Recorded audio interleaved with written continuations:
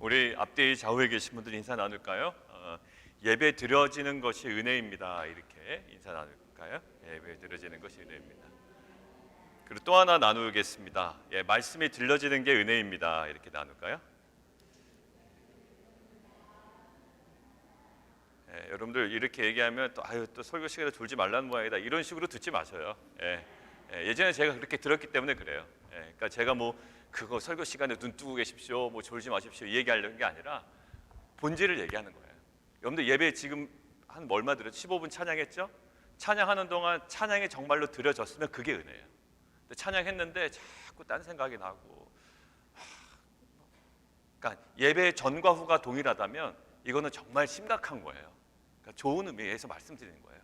여러분들을 정죄하기 위함도 아니고, 여러분들 찬양 전후가 똑같다면 여러분들 그게 뭐가 예배가 드려진 거겠어요? 그러니까 예배가 처음에 예배가 드려진 것이 은혜예요.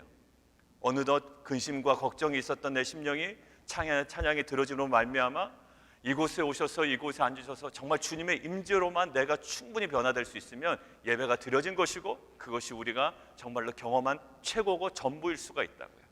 그러니까 예배가 드려진 것이 은혜이고 말씀이 들려진 게 은혜예요. 여러분들 큐티하고 성경 통독하고 설교 들어도 말씀하고 막 부닥치고요, 막 어려워지고 막 갈등이 생기고, 이게 뭐예요? 항상 우리는 좋은 사인이라고 여겨요. 근데 전후가 똑같다면 실은 그렇지 않아요. 그러니까 이거는 직분과 상관없어요. 직분과 상관없고 얼마나 옳은 얘기를 많이 했냐 안 했냐도 상관없어요. 뭔가 충돌이 벌어져야죠. 그러니까 말씀은 들었는데 자꾸 딴 사람 비판하는 눈만 생긴다면 어제 아침에 말씀드린 대로 큰일 난 거예요. 큰일 난 거예요. 내가 뭔가 이렇게 막 충돌이 벌어져야 되잖아요. 그러니까 뭔가 벌어지면 그게 은혜입니다. 이제 거기서 잘 다스리심을 받아야 되죠. 그러니까 오늘 앞에 찬양과 이제 마지막 이곳에 오셔서 그 임재 찬양 끝난 다음에 뭔가 말로 표현할 수 없는 뭐죠? 성령으로 이렇게 임재하시고 성령 안에서 거듭난 것은 뭐해야 된다? 보여지지가 않는데요. 그러나 뭔가 이렇게 느껴지기는 하는 것이고요. 우리 가운데 내가 확인되기는 하는 거라고요. 그러니까 온 집중력을 다하여 예배를 드리셔야 돼요, 실은. 그래서 제가 이제 예배에 방해되는 모든 것들을 최소화하려고 막 그러는 거예요. 그래서 그렇게 되지 않으면 우리가 갖고 있는 일반적인 성향으로 예배를 드리거든요. 내 스타일, 그리고 내 성향, 내 경향 다 내 중심적으로 흘러갈 수밖에 없어요. 자, 오늘 말씀 보겠습니다. 이제 2월 달로 넘어가죠. 2월 달 넘어가요. 자, 문제에 매여 있지 마세요. 문제에 자꾸 매여 있으면 안 됩니다. 더 본질로 가야 돼요. 본질은 예수 그리스도예요. 그러니까 우리가 글로 가야 해결을 보는 겁니다. 십자가 얘기할 때도 말씀드렸지만 우리가 막 아이디어 회의에서 십자가가 제일 좋다 이렇게 결정 내릴 수 없는 곳이 십자가예요. 그러니까 우리가 상식적인 선에서 고민은 하되 우리가 마지막 순간에는 예수 그리스도께 온전히 나가야 됩니다. 자, 오늘 함께 보겠습니다. 자, 12절부터 20절까지. 오늘은 참된 인생을 위한 세 가지 이렇게 제목을 한번 잡아봤습니다. 자, 오늘 제가 요한복음 7장과 8장을 설명드릴 때 7장과 8장의 소제목은 꼭 알고 가셔라 라고 말씀을 드렸습니다. 7장과 8장의 소제목은 뭐라고요? 초막절의 예수라고요. 초막절의 예수. 그런데 어느 부분만 해당되지 않는다? 어제 본문만 해당되지 않는다. 그래서 어제 본문에 뭐가 표시되어 있다? 이상한 표시가 되어 있다. 그게 왜 그러느냐? 어제 말씀드렸습니다. 자, 오늘 배경도 여전히 초막절의 예수예요. 자, 배경을 설명드리면 초막절은 두 가지 키워드가 있습니다. 하나는 뭘까요? 물. 두 번째는 빛.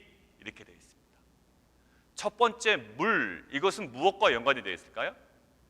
물 깃는, 그래서 물을 붓는 의식. 자, 두 번째 불은, 이 불을 일주일 내내 밤에 켜고 여인의 뜰에 모여 켜고 함께 찬양하고 하나님께 영광 돌리는 의식.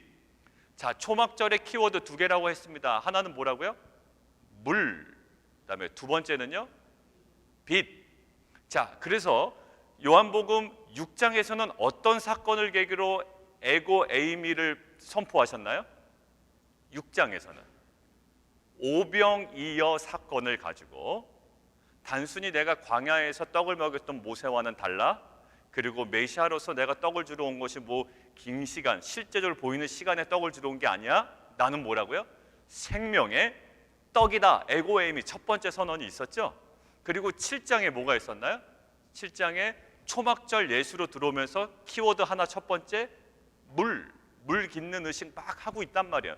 물 붓고 실로암 연못에 부어서 물을 붓는 것, 그것은 무엇을 의미한다? 광야에서 하나님께서 이스라엘 민족을 목마르지 않게 마시게 한 일, 그리고 이 마시게 한 일뿐만 아니라 앞으로 마지막 때에 하나님의 때가 되면 그 영원한 물을 우리에게 주실 거라는 믿음, 소망.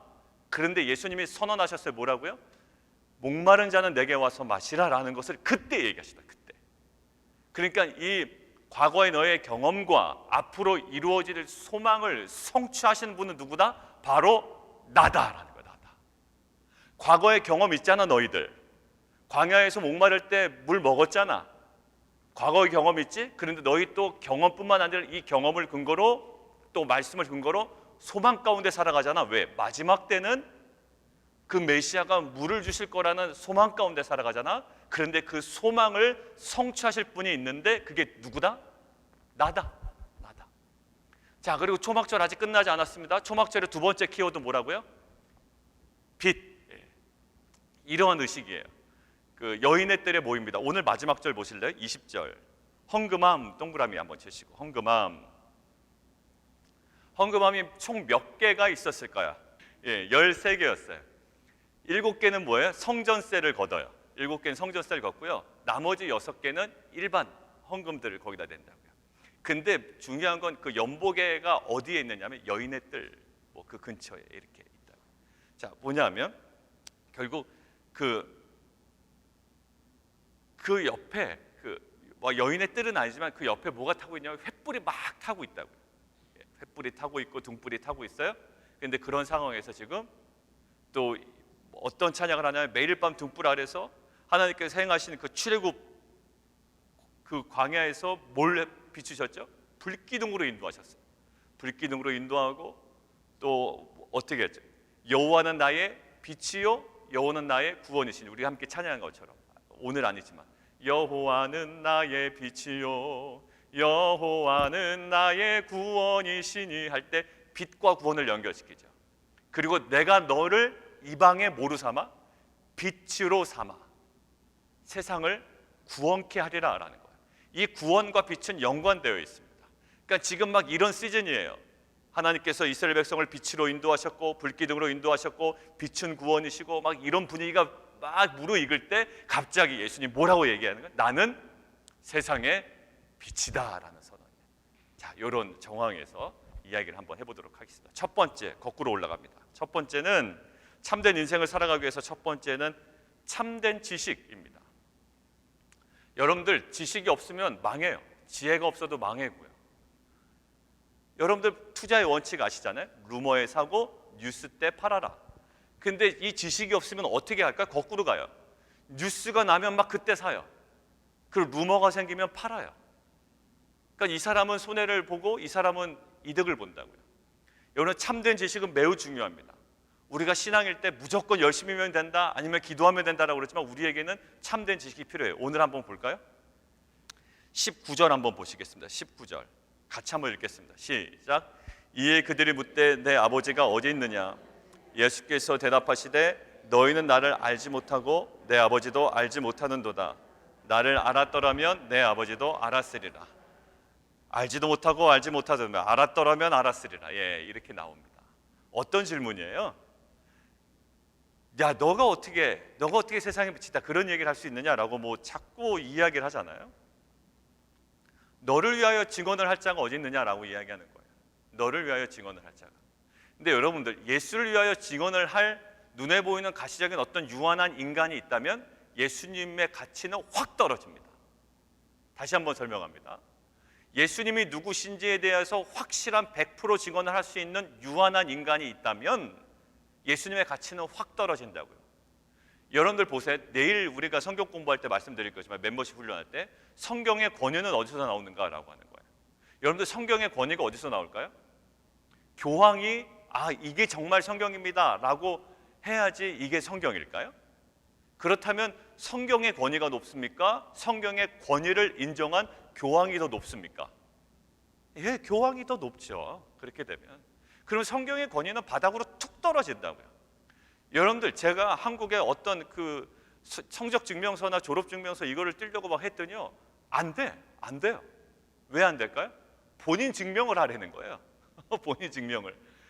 그러니까 내가 나를 증명하려고 그러는데 내가 나를 증명할 수가 없는 일이에요. 근데 왜 그럴까요? 대면하지 않았기 때문에 그렇거든요. 제가 동사무소 직접 가면 나인 줄 알고 그냥 그게 본인 확인이 됩니다. 뭐 누구 딴 사람 이야기 들을 필요도 없어요. 그런데 내가 대면하지 않을 때 문제가 생기는 거예요. 그렇게 되면 어떻게 하죠? 아이핀이라는 인증을 해요.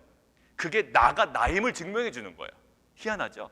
내가 나를 증명하는데 뭔가 도구가 필요하고 암호가 필요하다는 거예요. 근데 보면 실은 대면하지 않을 때는 내 진술보다 누구를 더 믿어주는 거예요? 영사관 직원을 믿어주는 것이고, 영사관 직원보다 영사관 직원이 임명해준 뭐 범용 공인인증서, 공인인증서가 연관된 아이핀을 최고의 권위로 여기는 거예요. 어디서는? 웹상에서. 아무리 웹상에서 내가 나다, 내가 맞다, 뭐 아무리 이야기해도 내 주민등록번호가 이거다라고 아무리 얘기해도 인정 안 됨. 웹상에서는 안 돼요. 얼마나 힘듭니까? 근데 이 모든 것들을 한 번 해결할 수 있는 방법이 있다고요. 뭐라고요? 내가 직접 가면 돼. 동사무소에 가면 되고, 내가 직접 학교에 방문하면 그거는 뭐 내가 나임을 다른 걸로 증명 안 해도 돼요. 여러분 성경도 마찬가지입니다. 성경을 누가 권위 있다고 얘기해 주는 순간 그 권위 있다고 얘기해 주는 그 사람이 더 권위가 있어지는 거예요.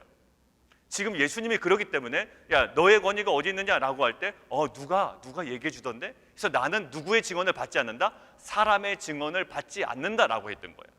자, 그러니까 딱 두 개의 증언만 필요해. 내가 나임을 증언. 왜? 나는 하나님이니까. 나의 증언과 나를 보내시니 누구? 하나님의 증언. 두 증언만 오늘 있다고 그러는 거예요. 두 증언만. 자, 그런데 그들이 묻습니다. 자, 그들의 질문을 19절의 질문의 내용이 뭔지 한번 보시라고요. 19절의 질문의 내용이 내 아버지가 어디 있느냐라는 거예요. 아버지가 증언해 주셨다라는 거거든요. 그럼 보통 네 아버지 누구뇨? 이렇게 물어봐야 될 거 아니에요. 너 아버지 누구냐라는 건데 이 사람들이 내 아버지가 어디 있느냐라고 물어본 거 어떤 의미일까요? 안 보이는데, 야 너 아버지가 어디 있어 지금? 안 보이는데 어디 있는 거야? 그러니까 아버지가 누구인지에 대한 지식이 없으니 뭘 물을까요? 아버지가 어디 있냐라고 있는 거예요. 하나님 아버지인 줄을 알았더라면 어디 있느냐라고 얘기하지 않았겠죠. 그 하나님 아버지가 맞느냐라고 물어봤겠죠. 근데 이 사람들의 질문의 수준이 딱 드러나는 거예요. 실은 대화하다 보면 이 사람이 뭐 질문하는 거, 물어보는 거, 또 어떤 그 멘트 하나 이렇게 보면 지금 수준이 어떻구나라는 거 대본이 알 수 있죠. 영적으로 조금, 아니면 근심, 아니면 여러 가지 상태, 이런 것들을 여러분들 어느 정도 유추해 볼 수 있잖아요. 딱 맞아요. 어디 있느냐라는 거예요. 결국 어디 있느냐라는 질문하는 것을 보니 이 사람들 상태가 어떻다고요? 뒤에 나와요. 그 질문하는 거 보니 너희는 나를 알지도 못하고 그리고 내 아버지도 제대로 알지도 못하다, 이렇게 얘기하는 거죠. 그리고 뒤에 뭐죠? 만약에 나를 알았더라면, 나를 정확히 알았더라면 내 아버지도 알았을 텐데 라는 거예요. 그러고 나서 보니까요, 요한복음에 계속 1월 달에 흘러갔던 흐름이 있어요. 그리고 제가 파악한 게 아니고요, 저도 파악하고 있었지만 오늘 본문을 보다가 학자가 이렇게 얘기해요. 내가 알았더라면, 너가 알았더라면이라는 주제가 요한복음을 흐르는 주제 중에 하나래요. 굉장히 감사하죠. 저는 제가 그냥 이렇게 느낀 것 같았는데 학자에 의해서 어떻게 보면 컨펌된 거 아니에요. 자, 그러고 나서 한번 찾아봤어요. 이렇게 접어왔어요. 접어왔는데 여기 보면 1월 1일에 빛이 어둠에 비치되 어둠이 깨닫지 못해요. 예, 그게 한계라고요. 빛이 어둠에 비치지만 깨닫지 못해요. 10절, 그가 세상에 계셨으며 세상은 그로 말미암아 지은 바 되었으되 세상이 그를 알지 못해요. 알지 못한다고요. 그 다음에 우리가 봤던 거 니고데모에서 이렇게 얘기합니다. 예수께서 그에게 대답하여 이르시되 너는 이스라엘 선생으로서 이러한 것들을 알지 못하느냐. 항상 예수님은 그의 무지를 이야기하신다고. 굉장히 안다라고 자신만만했던 거예요. 제가 잘 알겠습니다. 제가 잘 아는데요 라고 이야기했던 니고데모라고요. 이런 무식한 놈 같으니 이렇게 얘기하는 거예요. 자, 그리고 11일 날 본문에 이렇게 얘기합니다. 여인에게 얘기한 거예요. 예수께서 대답하여 이르시되 내가 만일 하나님의 선물과 또 내게 물 좀 달라 하는 이가 누구인 줄 알았더라면 네가 그에게 구했을 텐데 라는 거예요. 오늘 보십시오. 오늘도 뭐라고요? 알았더라면, 너희가 나를 알았더라면 내 아버지도 알았을 텐데 라는 거예요. 무지예요. 참된 인생을 살아가기 위한 우리의 첫 번째 뭘까요? 참된 지식이에요. 참된 지식이에요. 그런데 우리가 참된 지식이 없는 사람의 특징이 어떨까요? 15절에 나와요. 같이 한번 읽어볼까요? 참된 지식이 없는 사람의 특징 15절 시작. 너희는 육체를 따라 판단하나 나는 아무도 판단하지 아니하노라. 이게 제일 문제라고요. 참된 지식이 없으면 뭔가 판단을 하고 결정은 내려야 되잖아요. 근데 무엇을 따라? 육체를 따라. 육체를 따라. 근데 아니라고도 막 부인할 거예요. 나는 육체 따라 판단하는 게 아니라고 얘기하지만 결국은 다 육체 따라 판단해요. 어디서 나올까요? 7장 24절. 7장 24절에 이렇게 나와 있습니다. 외모로 판단하지 말고 공의롭게 판단하라 하시니라. 외모로 판단하지 말아라. 그리고 그 사무엘 선지자에게 하나님께서 말씀하신 게 있어요. 사람을 판단할 때 어떻게 보라고요? 이렇게 되어 있죠. 나의 보는 것은 뭐와 같지 않다? 사람과 같지 않다. 그래서 어떻게 된다고요? 사람은 외모를 보거니와 나 여호와는 뭐를 본다? 중심을 본다. 여러분들 육체를 바라 판단하는 것은 이거예요. 불신앙적인 판단 기준이에요. 불신앙적인 판단 기준. 철저하게 십자가 기준이 아니고요. 그냥 불신앙 기준이에요. 불신앙 기준. 유대인은 무엇을 기준? 표적을 기준.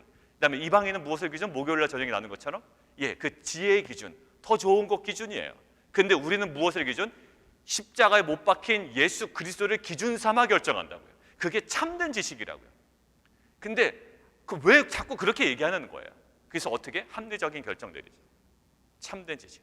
외모로 판단해요. 결국 거듭나지 아니한 그 지적인 기준이에요. 거듭나지 아니한 지적인 기준. 이게 대화할 때 참 힘듭니다. 대화할 때 참 힘들어요. 참된 인생을 살아가기 위한 첫 번째 뭘까요? 참된 지식이에요. 우리 안에 지식이 거듭나면, 그리고 정말로 주님이 누구신지를 알아가는 것, 하나님 누군지를 알아가는 것이 정말로 올바른 판단의 첫 번째예요. 예수님이 누구신지, 십자가에 매달리신 그 주님의 십자가의 복음이 무엇인지를 알아가면 그것이 참된 지식이 돼요. 우리가 참된 인생을 살아갈 수 있는 중요한 밑거름이 우리 가운데 될 줄 믿습니다. 자, 두 번째입니다. 두 번째는 내주예요. 내주. 하나님께서 내주하신다 할 때 그 내주예요. 우리가 봤죠? 상호적 내주라고 지난주 토요일인가요? 우리가 잠깐 나눴던 것 같은데 그 내주하심이에요. 자, 오늘 보세요. 너의 증언이 어떻게 참된 걸 우리가 아느냐라고 할 때 주님께서 뭐라고 대답하셨는지 그 대답에서 우리가 좀 포인트를 찾았으면 좋겠습니다. 자, 16절 한번 읽을까요? 16절 시작. 만일 내가 판단하여도 내 판단이 참되니 이는 내가 혼자 있는 것이 아니요 나를 보내신 이가 나와 함께 계심이라. 내가 나를 판단하는 것이 너희가 못 믿겠다라고 이야기하는데 실은 그것이 참되다. 그것이 정당하다. 믿을만하다라고 이야기하는 거예요. 근데 왜 그러냐면 그 근거가 뭐라고요? 나를 보내신 이가 나와 함께 계심이다 라는 거예요. 내가 그와 함께 있다. 그러니까 이게 안 믿어지는 사람들이 딱 하는 질문이 뭘까요? 어디 있느냐라는 질문이었다고요. 어디 있느냐? 그게 눈으로 보입니까? 누구인지를 모르니, 예수가 누구인지를 모르고 하나님이 누구인지를 모르니 할 수 있는 질문, 어디 있느냐라는 거예요. 근데 예수님이 내 말이 참되다라고 얘기할 때 그 근거를 무엇으로 두신다고요? 그가 나와 함께 계시다. 오늘 마지막 찬양, 그 임재. 여러분들 하나님의 그 임재, 예수 그리스도의 그 영적인 임재를 실제적으로 누리면 우리 안에 정말로 하나님께서 주시는 영적인 담대함이 우리 가운데 회복될 줄 믿습니다. 어느 성도님들 말씀을 나누는데 그래요. 처음에는 그 말씀이 인격적으로 다가온다는 것이 그냥 깨달아지는 정도였어요. 그 정도만 해도 참 좋죠. 말씀이 그냥 깨달아지는 거, 정말 이런 게 좀 있구나라는 정도예요. 근데 이게 좀 인격적으로 다가온다는 게 어떤 느낌이냐면 내 생활에 뭔가 말씀에 부딪혀요. 근데 그게 인격은 아니고 이게 말씀이 거슬리는 거예요. 목요일날 저녁에 나가는 거죠. 자꾸 거슬리는 거죠. 뭐가 맞는지를 알겠는데 또 하기는 싫고 막 이게 갈등이 막 있거든요. 그렇다고 내가 신앙에서 떠나기는 싫고 말이죠. 그러나 또 더 깊게 들어가기는 싫고 막 그럴 때가 있어요. 그럴 때가 있어요. 저 사람처럼 또 유난히는 또 하기는 싫고 막 갈등이에요. 그러자니 저 사람은 너무 또 앞서 나가 있고 막 마음이 막 여러 가지로 막 되는 거죠. 자, 그런데 이게 어느 순간에 갑자기 하나님의 진짜 음성으로 확 들리는 거죠. 그 내주하심, 인격적인 어떤 충돌이 벌어지는 거예요. 내가 무너지는 거죠. 그리고 주님의 마음이 막 그 안에서 회복이 되는 거예요. 여러분들, 이것은 뭐냐면 그가 나와 함께 있다. 이것은 실제예요. 그러니까 그분의 말씀에 의하면 이런 거예요. 진짜 주님이 바로 여기 와 있는 것 같은 느낌이 말씀을 통해 들었다는 거예요. 그냥 어떤 우리가 지적인 깨달음이에요. 그냥 어떤 목사님이 그렇게 얘기하고 또 목사님 설교에서 이렇게 얘기하고 그런 것 같아요가 아니라 정말 주님이 여기 와 계신 것 같다라는 느낌을 그분이 얘기하시더라고요. 맞아요. 그 내주하심이 핵심이에요. 안 그러면요 그냥 조금 깨닫다가 뭐 하다 말다 그러겠죠. 그러나 주님이 정말 내 앞에 와 계시고 내 앞에 와 계신 게 아니라 내 중심에 계시고 내가 거스를 수 없는 그분의 주권 앞에 내가 서 있는 거예요. 그 임재 앞에 내가 무릎 꿇을 수밖에 없는 그 상태, 그게 뭐니까 그분의 내주하심. 그거면 다 된 거 아니에요? 근데 사람들이 오해해. 우리가 목요일날인가 수요일날 얘기 나눴죠, 새벽에. 내가 온전히 길을 걸어가도 뭐가 있다? 갈라짐은 있고 오해는 있다. 그러나 갈라짐과 오해를 근거로 여러분들이 잘못 가고 있다라고 판단하지 말아라고 하는 거야. 왜? 예수님이 온전히 걸어가고 있음에도 불구하고 갈라짐은 있었고 오해는 끊임없이 있었어요. 그러나 그들이 오해했던 오해는 실제로 예수님이 진짜로 메시아임을 날마다 증거하는 그들의 오해였거든요. 그들의 오해가 뭐죠? 야, 쟤 갈릴리에서 났는데 베들레헴에서 나는 게 메시아던데? 이런 오해. 근데 오해를 애써 변명하지 않으셨다. 왜? 그 말이 진짜거든요. 끝까지 오해했죠. 베들레헴에서 난 자가 선지자죠. 어떻게 갈릴리냐? 근데 실제로 예수님은 어디서 나신 분? 베들레헴에서 나신 분. 여러분들, 우리가 주님의 내주 가운데 있고 주님이 내 안에 계시고 하나님, 내가 그분 안에 있다면 어떠한 오해가 있더라도 또 어떤 억측이 있더라도, 그리고 사람들이 야 어떻게 신앙이 그리스도를 예수를 믿는 신앙이 그 정도밖에 안 되냐라고 이야기해도 왜 이렇게 고생하냐고 그래도 내 안에 그것 자체로 해답 더 이상은 없는 거예요. 왜? 그분의 임재하심과 그분이 허락하신 말씀이 있는데 어찌 우리가 세상의 논리 때문에 그것을 버리리요? 여러분들, 참된 인생을 살아가기 위해서 우리가 경험해야 될 것, 지금 이곳에 임재하시는 성령 하나님. 첫 번째 뭐라고 그랬죠? 참된 지식. 두 번째는 참된 내주. 자, 세 번째입니다. 세 번째는 이거예요. 참된 따름이에요. 따름. 다 좋아요. 계신 것도 알겠고 알겠어요. 지식도 있고요. 내주하시는 거 알겠다고. 그런데 세 번째가 마지막 해결이에요. 참된 따름. 자, 세 번째 뭐라고요? 참된 따름이에요. 한번 보실까요? 12절 같이 한번 읽습니다. 시작. 예수께서 또 말씀하여 이르시되 나는 세상의 빛이니 나를 따르는 자는, 거기가 따르는 자, 밑줄 거놓으시죠. 따르는 자. 밑줄 거놓으시고요. 그 다음에 연속해서 읽습니다. 시작. 어둠에 다니지 아니하고 생명의 빛을 얻으리라. 빛을요, 빛으로 다니고 빛을 얻는데요. 근데 빛으로 다닐 수 있고 빛을 얻는 거의 핵심을 주님께서는 뭐라고 얘기하죠? 나를 따른다라고 이야기해요. 나를 따른다라고 얘기해요. 자, 이거 보세요. 해방의 구원, 해방과 구원, 그 희망을 굉장히 우리에게 주시기 위해서, 그 이스라엘 민족에게 주시기 위해서 빛을 비추셨던 그 일에 대한 경험이 있다고요. 누구는? 이스라엘 백성은. 광야에서 불기둥으로 비추셨고요. 그것이 그들에게는 정말 소망이 됐거든요. 그래서 그들이 따랐던 행위가 뭡니까? 이스라엘 백성들이 광야에서 불기둥을 따라갔다라는 거예요. 지금 나를 따르라라는 그 이미지 속에는 어떤 이미지가 오버랩되냐면 이스라엘 백성이 광야에서 오직 불기둥만 의지하여 따라갔던 모습을 지금 반영하고 있어요. 그때의 경험을 다시 한번 상기시킨다고요. 그래서 마지막 때에 정말 그것들을 성취하실 분이 누구다? 내가 세상의 빛인데, 마치 광야에서 이스라엘 백성이 불기둥만 보고 나를 따라갔던 것처럼, 하나님을 따라갔던 것처럼 너희가 참된 인생을 살아가기 위해서 무엇이다? 정말 세상의 빛이신, 이제는 광야의 불기둥을 볼 필요 없이 세상의 빛이신 나를 어떻게 해야 된다? 따라가는 거예요. 그것을 무엇을 얻는 것이다? 빛을 얻는 것이고 또 빛 가운데 걸어가는 것이다라고 이야기해요.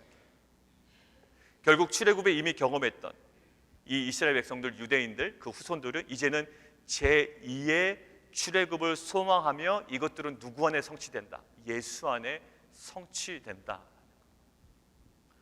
결국 이것을 온전히 따라가는 것, 광야의 이스라엘 백성들이 행했던 일이고, 또 실제로 우리가 지금 살아가는 우리의 삶 가운데 온전히 회복되어야 될 우리의 모습인 줄 믿습니다. 자, 이스라엘 백성들 다른 것 아니었어요. 이스라엘 백성은 40년 동안 다른 거 아니었습니다. 뭐만 잘하면 돼요? 불기둥만 잘 쫓아가면 돼요.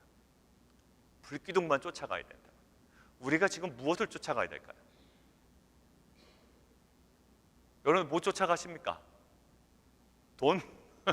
돈 쫓아가세요? 아니면 건강? 여러분들 이게 당연한 명제인 것 같지만 질문을 다시 던지면 조금 혼란스러울 수도 있어요. 여러분들 뭐 쫓아가셨어요? 최근에 정말 빚 쫓아갔나요? 참된 인생을 위해서는 참된 따름이 필요합니다. 조금 뭐 애들한테 얘기할 때 말씀은 보기라도 했나요? 뭐 이렇게 그 빛이신 주님을 따라가기 위하여 우리가 정말 말씀을 깊이 묵상했나요? 우리 안에 정말로 실제로 불기둥을 따라가는 실제는 말씀에 대한 철저한 묵상이요, 그 안에 보다 지식과 내주하심 속에 우리에게 보여주시는 그 빛을 마지막 순간에는 따라갈 수 있는 용기와 믿음과 결단이 있어야 될 줄 믿습니다. 여러분들 어제 말씀이에요. 어제 말씀에 그게 이렇게 괄호 안에 쳐진 말씀이라고 그랬죠. 어제 말씀에 이 여자가 어떤 여자예요? 가늠한 여자예요.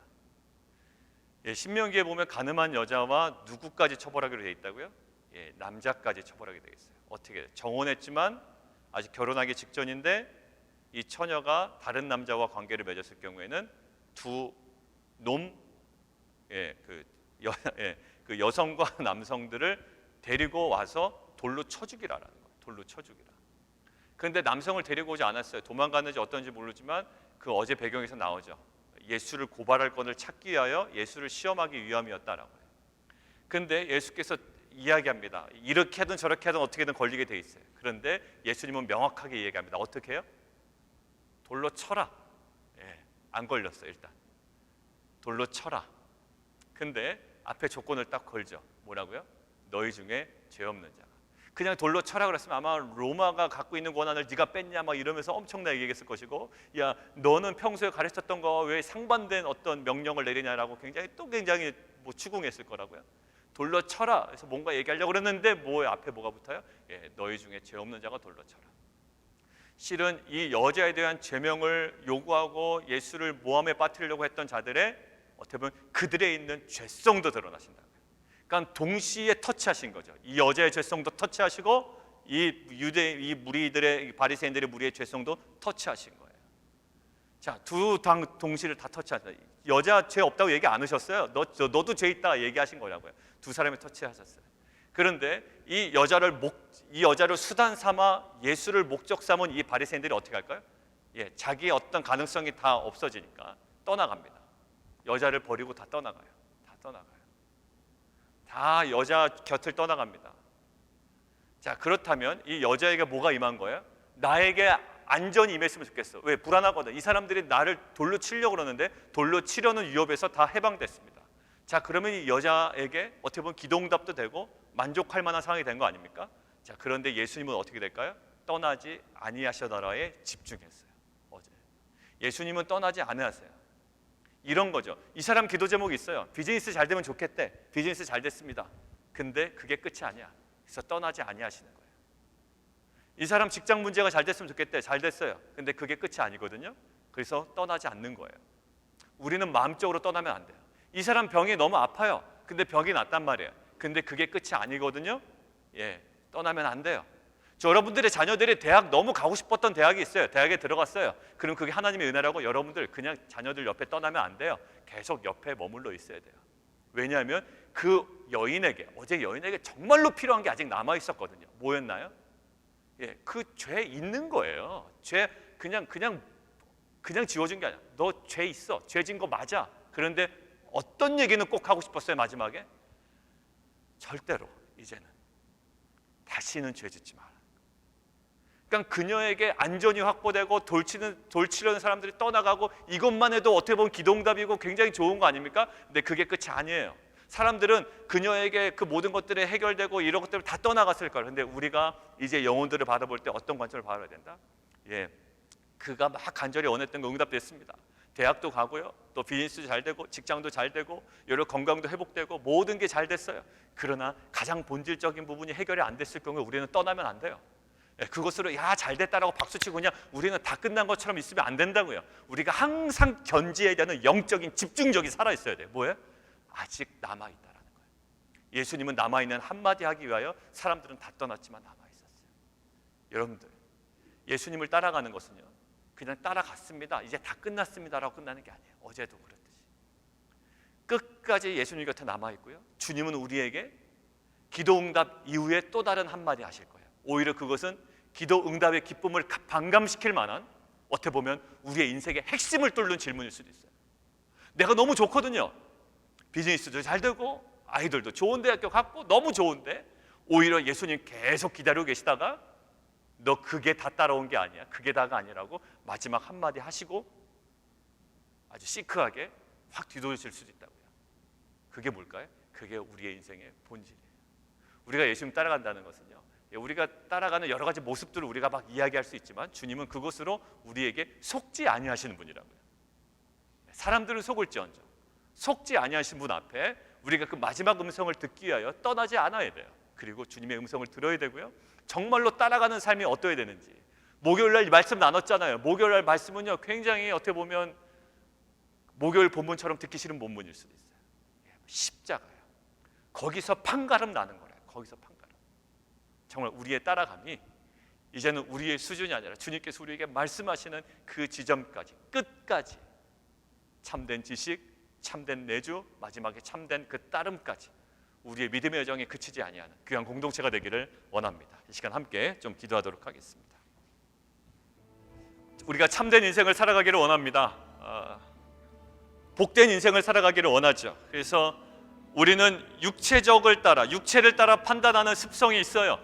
우리 안에 그런 습성이 있다는 건 늘상 우리는 고백해야 됩니다. 그러지 아니하면 우리는 거기에 휘둘리게 돼요.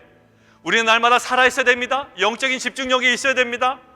우리가 남에게 가르칠 수도 있지만 우리가 남에게 가르치다가 우리는 딴 길로 빠질 수가 있습니다. 그러한 연약한 인생을 우리는 날마다 고백해야 돼요. 저부터 리더, 우리 모든 분들이 다 고백해야 돼요.